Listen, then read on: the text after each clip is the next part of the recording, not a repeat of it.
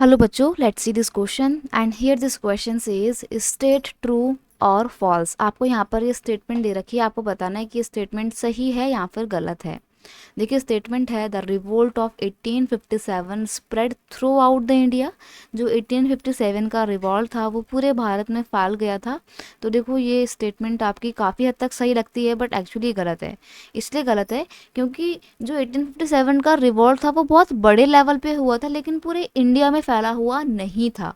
वो इंडिया के southern portion जो है इंडिया का उसका उस पर कोई भी 1857 के रिवोल्ट का प्रभाव नहीं पड़ता। या साउथ इंडिया ने किसी भी तरीके से 1857 के रिवॉल्ट में पार्टिसिपेट नहीं किया था। The struggle did not take place simultaneously all over the India. जो स्ट्रगल है उसने एक साथ पूरे भारत में पार्ट नहीं लिया था। This it's intensity was more severe in north India. North India में इसकी जो इंटेंसिटी है, जो उसका प्रभाव है, वो बहुत ज़्यादा गहरा था। But Rajputana, Punjab, some part of Bengal and north west India are large part and the large part of south India remained aloof. यहाँ पर ये एंड नहीं है,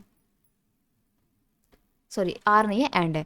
तो देखो ये स्ट्रगल में क्या होता है, 1857 का रिवोल्ट हुआ तो, लेकिन पूरे भारत में वो एक साथ नहीं हुआ। किसी जगह में कभी हो रहा है, किसी जगह में कभी हो रहा है, अपने अलग अलग रीजन में फैला हुआ था। और फिर अगर हम इंडिया में भी देखें तो नॉर्थ इंडिया में इसका प्रभाव ज़्यादा था, लेकिन नॉर्थ इंडिया के भी सभी स्टेट में नहीं था। जैसे राजपूताना यानी कि राजस्थान की बात करें, पंजाब की बात करें, वेस्ट बंगाल का कुछ पार्ट बात करें, अगर हम नॉर्थ वेस्ट इंडिया यानी कि आपका कश्मीर वाला जो इलाका है वहाँ पर, इन जगह पर इस रिवोल्ट का कोई प्रभाव नहीं था। और साथ ही साथ जो साउथ इंडिया है वो भी अलूफ था। अलूफ मतलब बिल्कुल अलग थलग था इस रिवोल्ट से।